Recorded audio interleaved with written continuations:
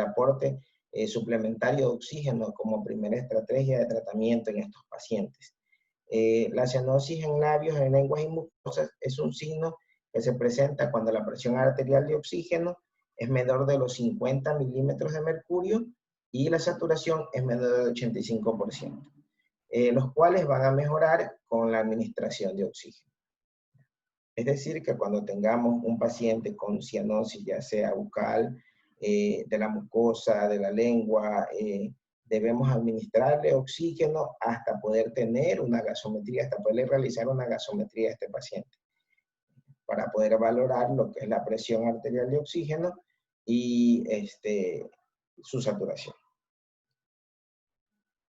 Como les hablé al principio, el oxígeno es un medicamento. Como cualquier medicamento, el oxígeno va a tener sus indicaciones, sus dosis, sus contraindicaciones, sus efectos adversos y la toxicidad. Indicaciones. La oxigenoterapia va a estar indicada cuando tenemos signos clínicos como cianosis, bradicardia, hipotensión arterial, taquimia, taquicardia, shock, hipovolemia, o cuando tengamos ya gases arteriales con hipoxemia, con presiones arteriales menores a los 60 milímetros de mercurio, o con una pulsoximetría que tenga una desaturación arterial menor de 90%. El objetivo de administrar oxígeno es tratar la hipoxemia y disminuir el trabajo del corazón. Materiales para la administración de oxígeno. ¿Qué vamos a necesitar para poder administrar oxígeno a nuestros pacientes? Las fuentes de suministro de oxígeno o las centrales de oxígeno, los manómetros de presión, los flujómetros, los humidificadores y las interfaces o los dispositivos de alto y bajo flujo con los cuales podemos administrar el oxígeno a nuestros pacientes. Las fuentes de suministro de oxígeno. Tenemos de tipo central, que van desde el tanque que parte, desde el tanque madre que parte un sistema de tuberías que distribuye el oxígeno hasta las diferentes dependencias del hospital. O los cilindros de presión, que son recipientes metálicos alargados de mayor o menor capacidad.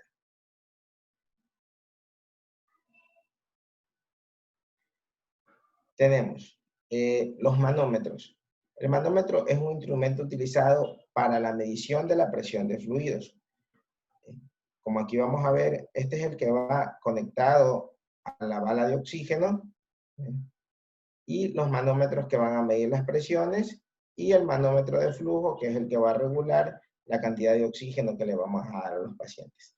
Igual como vemos en el manómetro de acá, la conexión al tanque de oxígeno, el medidor de presión y el regulador de flujo.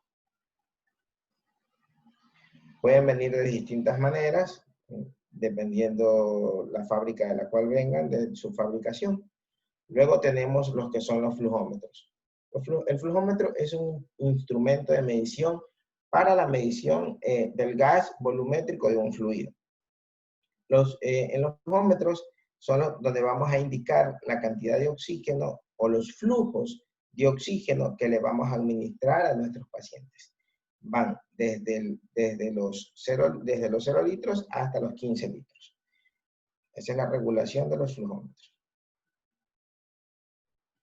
También tenemos los tanques de oxígeno portátiles. Los tanques de oxígeno portátiles que por lo general son de 1 metro cúbico, y con la diferencia de estos tanques de aquí, los tanques de oxígeno portátil, la diferencia a los tanques grandes o a las centrales de oxígeno empotradas en las paredes, donde vamos a colocar el vaso humidificador, que es donde se va a humidificar el oxígeno. La diferencia entre la central, el tanque y los tanques portátiles es que en los tanques portátiles no vamos a necesitar humidificación. ¿Por qué? Porque el oxígeno de las centrales y de los tanques grandes es oxígeno seco, a diferencia de los tanques portátiles que son oxígeno húmedo. Por eso no van a necesitar de una humidificación.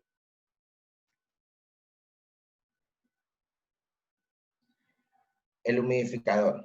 Recipiente que es llenado con agua destilada o agua estéril para el paso, donde va a pasar el oxígeno. Su eficiencia depende de 3 factores. Bueno, no, más bien de 2 factores más importantes. Son la superficie de contacto entre el agua y el gas y el tiempo por el cual van a estar en contacto el gas y el agua. Los humidificadores siempre deben de llenarse 3/4 partes. Siempre deben estar para que el oxígeno que ingresa por la válvula que se encuentra dentro del humidificador llegue hasta la parte distal, se humidifique el oxígeno y como vaya saliendo, sigue humidificándose. Por eso siempre tiene que estar lleno hasta las 3/4 partes. Tenemos los sistemas de suministros, o como les dije hace un instante, los dispositivos para administrar el oxígeno. Tenemos los sistemas de bajo flujo y los sistemas de alto flujo. En los sistemas de bajo flujo vamos a tener cánulas, mascarillas con reservorio, ya sea de reinhalación parcial, de no reinhalación. Y en los sistemas de alto flujo vamos a tener los Venturi, vamos a tener las T de oxígeno, las mascarillas de traqueostomía, el AMBU, y ahora el nuevo sistema, que es el sistema de la ventilación de alto flujo que se usa ahora, o la oxigenoterapia de alto flujo. Tenemos las cánulas o gafas nasales. Es el sistema más usado para la administración de oxígeno a bajos flujos. Es menos costoso, es más fácil de usar, y en general es el mejor tolerado por el paciente, ya que permite que el paciente pueda hablar, pueda comer y pueda dormir sin problemas. También puede el paciente hacer sus expectoraciones sin interrumpir el aporte de oxígeno al paciente. El flujo de oxígeno que se va a conseguir con este dispositivo va a estar dado desde 1 litro hasta los 5 o 6 litros por minuto. Aquí tenemos una figura de lo que es, una imagen de lo que es la administración de oxígeno por cánula nasal. Y aquí van a apreciar la colocación correcta de la cánula nasal. Las puntas nasales tienen una curva, la cual siempre tiene que ir hacia la misma curvatura que poseen las fosas nasales. Es decir, que las puntas ustedes no las pueden, la curvatura de la punta no la pueden poner hacia arriba porque van a obstruir la salida en la parte superior, se van a topar con la parte superior de las fosas nasales y van a obstruir la salida del oxígeno, provocando resequedad de la fosa nasal y hasta sangrado. Las concentraciones de oxígeno por litro que va a dar este dispositivo las tenemos en esta imagen, como vemos. La presión de oxígeno a nivel que respiramos normalmente es el 21%. Una vez que empezamos a administrar oxígeno, su concentración va a cambiar. Por cada litro vamos a subir 4 puntos el porcentaje de la concentración de oxígeno. Es decir, que si le damos 1 litro con cánula nasal, vamos a tener 24%, 2 litros 28%, 3 litros 32%, 4 litros 36% y 5 litros 40%. Estos son los flujos y las concentraciones de oxígeno que vamos a recibir con lo que es la cánula, este dispositivo llamado cánula nasal. Tenemos la mascarilla simple. Las mascarillas simples son dispositivos de plástico suaves y transparentes que cubren tanto la nariz como la boca y llegan hasta el mentón del paciente. Tienen unos orificios en sus partes laterales que van a permitir la entrada de oxígeno ambiental, ¿ya? Y también permiten liberar concentraciones de oxígeno superiores al 50%. Pero su desventaja es que van a interferir con la expectoración del paciente y van a interferir a que el paciente pueda comer. Cada que el paciente quiera comer algo va a tener que retirársela y si están dependientes de mucha cantidad de oxígeno, van a empezar a desaturar.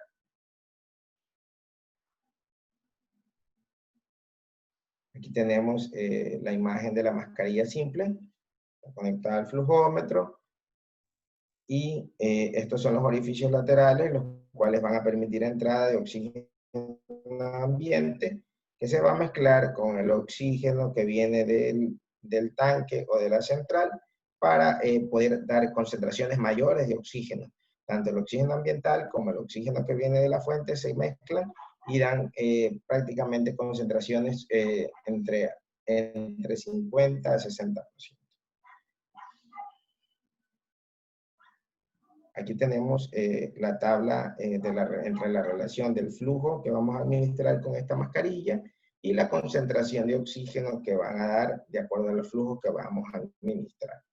Tenemos que si le ponemos de 5 a 6 litros con mascarilla nos va a dar 40%. Si administramos de 6 a 7 litros, 50%. Y si administramos de 7 a 8 litros, nos va a dar 60%. Luego tenemos las mascarillas con reservorio. Son mascarillas simples que tienen una bolsa en su extremo inferior. El flujo de oxígeno aquí debe de ser siempre suficiente para mantener la bolsa inflada.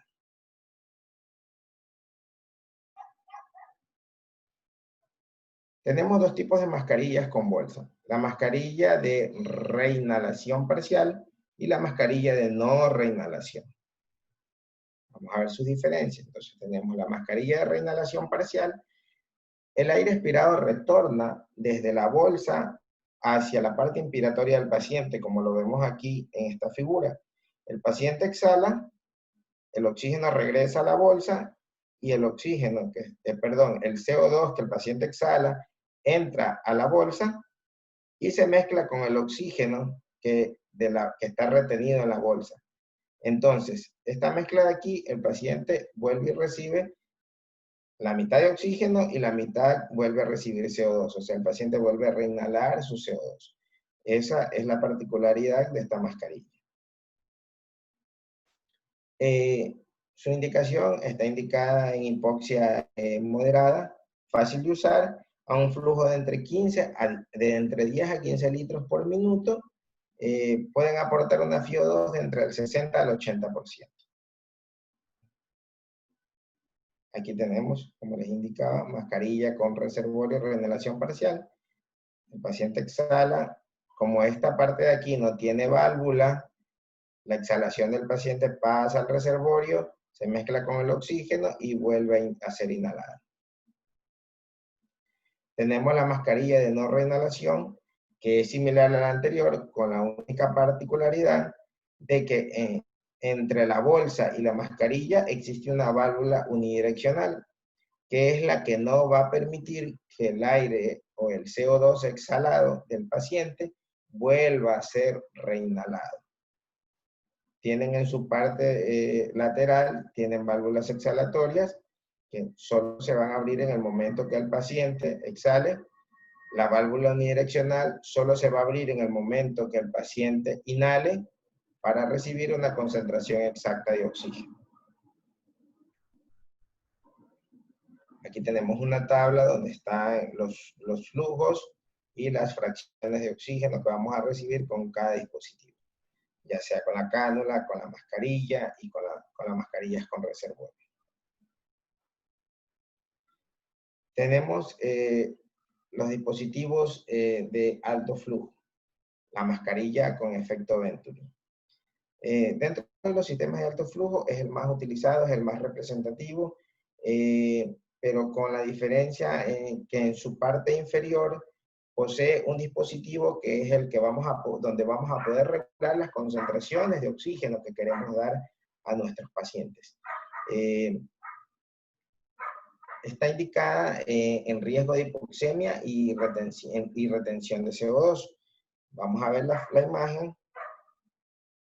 En esta imagen pueden apreciar donde el dispositivo en el cual podemos administrar el flujo que nos pide que administremos para la FiO2 que vamos a dar. Si vemos esto de aquí, esta punta es como que es hecha, Entonces, esto nos va a indicar, por ejemplo, en este momento estamos dando 15 litros, ¿ya? 15 litros con una FiO2 de 50%. Entonces, vamos a administrar 15 litros con FiO2 de 50%. Si damos solo 8 litros, nos daría una FiO2 de 35%. O sea, independientemente del flujo que vayamos a dar, nos van a dar concentraciones exactas.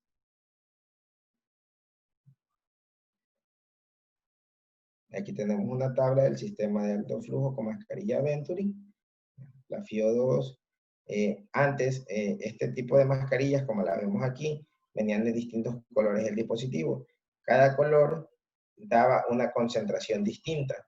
Ahora vienen de un solo color y con la particularidad de que van rodando la perilla y te va dando las concentraciones de oxígeno y los litros a los cuales debes de administrar para que te den ese tipo de concentración. Tenemos la pieza en T o collarín de traqueostomía.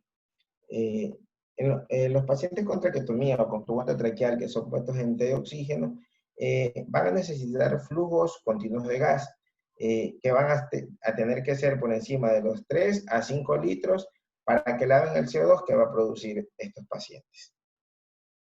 Esta es una mascarilla de traqueostomía y esta es una T de oxígeno. Aquí tenemos un paciente que está puesto en T de oxígeno, en la cual su flujo, sus litros, deben de estar por encima de los 3 a 5 litros por minuto para evitar que el paciente vuelva a reinhalar el CO2 que está exhalando. Igual, con las mascarillas de traqueostomía, deben de estar de la misma manera, por encima de los 3 a 5 litros para evitar que el paciente reinhale el CO2. Tenemos la bolsa manual con mascarilla de reanimación, el AMBU. Este dispositivo utiliza un filtro intercambiador de calor y humedad. Si su funcionamiento es correcto en el momento de que lo estamos operando, va a tener la capacidad de brindar una FiO2 de 100%, ya que su diseño integra una bolsa reservorio y una válvula unidireccional. Incluso hay muchos AMBU en los cuales es posible adaptarles una válvula de presión positiva para una válvula de presión positiva continua durante la expiración, la cual nos va a prevenir el colapso alveolar. Los flujos van a ir desde los 10 litros hasta los 15 litros por minuto en un AMBU. El filtro intercambiador de calor y humedad que los AMBU van a necesitar, en las siguientes diapositivas se los voy a mostrar cuáles son. Aquí tenemos el diseño de AMBU, imagino que todos los conocemos. En esta parte de aquí, entre el AMBU y la mascarilla, es donde debe ir el filtro intercambiador de calor y humedad, tanto para protección del paciente y del operador, y para poderle dar también humedad a esa vía aérea. Tenemos lo que es la oxigenoterapia de alto flujo. Otro dispositivo de alto flujo, ¿no? Tenemos que los materiales que vamos a utilizar aquí, lo que vamos a necesitar son las gafas nasales, que son distintas a las anteriores que vimos, el mezclador de oxígeno, la humidificación activa, que es la cascada, la cual nos va a permitir que el paciente tolere flujos altos superiores a los 60 litros por minuto. Porque imagínense si la oxigenoterapia de alto flujo no viniera con humidificación, sino que con humidificación activa, con cascada, sino que lo hiciéramos sin cascada o lo hiciéramos con filtro. Sería un problema para el paciente inhalar el oxígeno que le vamos a administrar, y aparte de eso causaríamos problemas en la vía aérea, porque imagínense dar tanto flujo seco, oxígeno seco a ese paciente, va a provocar resequedad, va a provocar problemas en la mucosa, en las cilias, y va a haber muchos inconvenientes. También va a aportar una FiO2 elevada porque va a tener como monitorear la fracción inspirada de oxígeno, ya que puede ir desde el 21% hasta el 100% de acuerdo al ventilador o al dispositivo con el que vayamos a dar el alto flujo. Y nos va a ayudar a reducir el espacio muerto y la resistencia nasal. Va a ser un generador de presión positiva, va a tener un efecto PIC, lo cual va a provocar un reclutamiento alveolar, va a tener un efecto de lavado del espacio muerto fisiológico, nos va a ayudar en el aclaramiento mucociliar por la humidificación activa que va a tener, y va a ser de mayor comodidad y tolerancia para el paciente. Por lo general se recomiendan flujos de 2 litros por kilogramo con un tope de 60 litros por minuto. Se considera que un flujo aceptable de inicio va a ser de 35 litros por minuto. Pero en lo que se ha estado utilizando ahora durante lo que hemos tenido que vivir, la pandemia, muchos de los pacientes que han llegado con insuficiencia respiratoria, a los cuales se le ha administrado lo que es el alto flujo, se ha evidenciado que se debe de iniciar con 60 litros por minuto, o sea, con el flujo más alto permitido, y luego de eso irlo regulando o irlo disminuyendo hasta llegar a un flujo aceptable para ese paciente. ¿Por qué empezar con los 60 litros por minuto? Porque va a ayudar a disminuir el trabajo respiratorio de ese paciente. Va a compensar lo que el paciente necesita. Aquí tenemos la cascada, que va a ser la humidificación activa, la cascada, el calentador, los cables calentadores que tienen que ir dentro del circuito para mantener la calefacción de estos circuitos y que el paciente reciba oxígeno húmedo y caliente. Debe llevar una bolsa de agua, la cual va a ir conectada a la cascada para que el agua que cae vaya calentando y vaya húmedo. Como vemos aquí, estas son las cánulas. Estas aquí son las cánulas que son distintas a las que vimos en el bajo flujo. Tienen una forma distinta, con su manguerita corrugada y con las que vamos a administrar el alto flujo.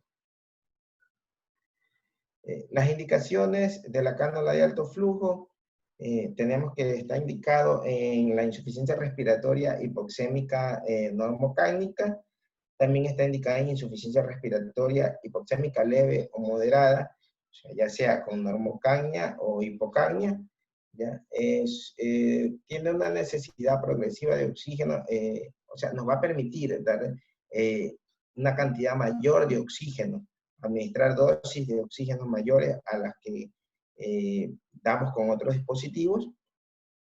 Se la utiliza también como profiláctica en post-extubación. Muchas veces pacientes que ya los queremos retirar de la máquina, pero no estamos tan seguros de que cómo nos va a ir después de la extubación. Anteriormente se utilizaba, o sea, se lo sigue usando, ¿no? No digo anteriormente, pero se lo sigue utilizando. Pacientes que los sacamos a ventilación no invasiva, pero también le ha ido muy bien sacar pacientes, extubarlos y llevarlos a oxigenoterapia de alto flujo por unas 24 horas y luego de eso el paciente pasar a un dispositivo de bajo flujo. Va a ayudar, también está indicado en la inflamación de la vía aérea, cuando tenemos vías aéreas inflamadas, y en la exacerbación, también se lo utiliza en la exacerbación de la falla cardíaca.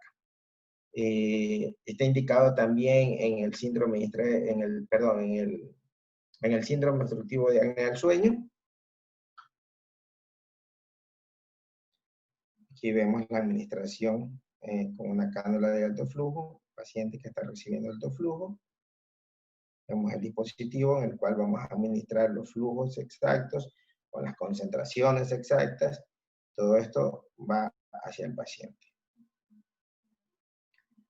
Contraindicaciones de la cánula de alto flujo: está contraindicada en insuficiencia respiratoria hipoxémica hipercágnica y en pacientes retenedores de CO2. Se recomienda una valoración estricta las primeras 24 horas de su uso para determinar el éxito o el fracaso de este tratamiento, en las cuales debemos, dentro de estas 24 horas, lo que debemos de valorar son la frecuencia respiratoria, la saturación de oxígeno y la frecuencia cardíaca. Precauciones del uso del oxígeno. El oxígeno, como cualquier medicamento, debe ser administrado en las dosis y por el tiempo que se debe de requerir, con base en las condiciones clínicas del paciente y o en lo posible fundamentado en la medición de los gases arteriales. La toxicidad por oxígeno se observa en individuos que reciben oxígeno en altas concentraciones, es decir, cantidades mayores a los 60% por más de 24 horas. Es decir, fracciones inspiradas de oxígeno mayores a 60% por más de 24 horas.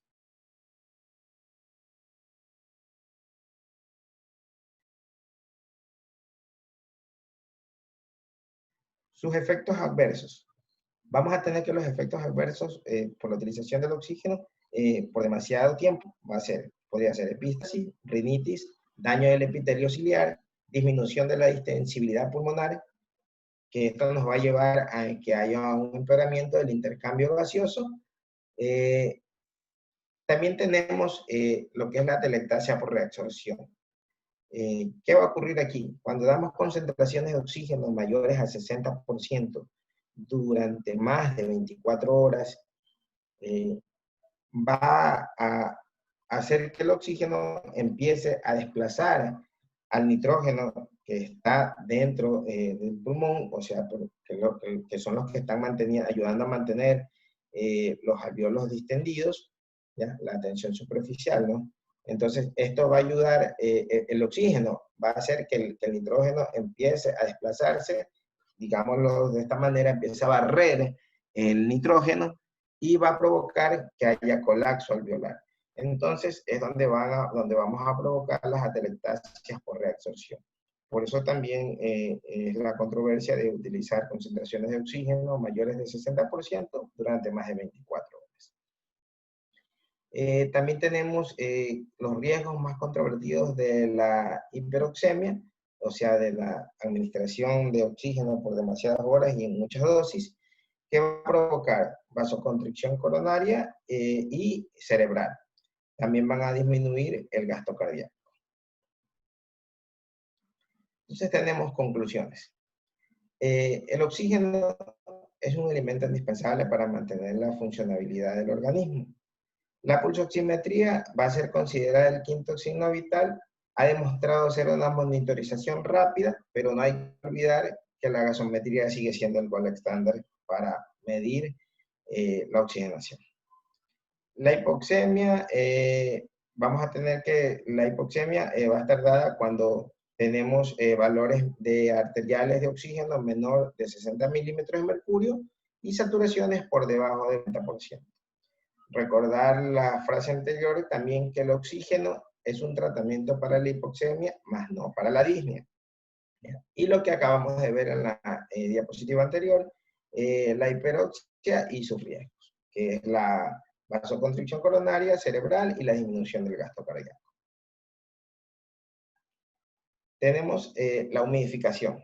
La humidificación en ventilación mecánica. Como ya vimos, la humidificación en el oxígeno era fácil. Simplemente necesitábamos el vaso humidificador por el cual iba a pasar, lo llenábamos de agua, dentro del cual iba a pasar el oxígeno y se humidificaba. Ahora, en lo que es ventilación mecánica, la humidificación es distinta. Hay dos tipos de humidificaciones en ventilación mecánica.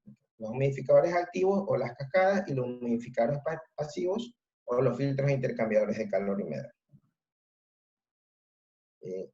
Antes se utilizaba siempre las cascadas para mantener la vía aérea húmeda y caliente.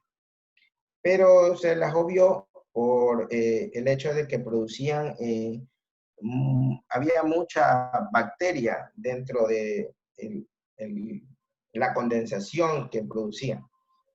Entonces, con los estudios se la fue obviando y se llegó a la utilización de los filtros intercambiadores de calor y humedad. que son los filtros que también debemos de colocarle al ambú cuando vamos a hiperoxigenar a un paciente antes de la intubación. Tenemos que durante la ventilación mecánica el gas inhalado carece de humedad y temperatura, que da la vía aérea, aérea nasal. Esto puede provocar daño del epitelio bronquial, provocar atelectasias, provocar sequedad de las secreciones y obstruir el tubo endotraqueal. Por eso se utiliza ahora el filtro intercambiador de calor y humedad. ¿Qué va a hacer este filtro? Va a recoger la humedad de la vía aérea mismo, la va a contener en esta parte y una vez que el gas entre de nuevo, esa humedad va a ingresar otra vez al paciente. Esa es la particularidad de estos filtros. Por eso se llaman filtros intercambiadores de calor y humedad.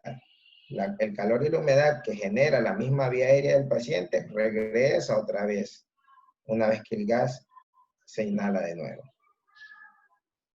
Bueno, esto es todo con lo que respecta a lo que es oxigenoterapia, la administración del oxígeno, sus indicaciones, sus dosis, sus contraindicaciones. Luego de esto, si ya no nos ha resultado lo que es la oxigenoterapia, debemos de recurrir a lo que es la ventilación no invasiva y en su defecto a la intubación. Muchas gracias, espero que les haya servido la charla y si tenemos preguntas estamos prestos para contestar.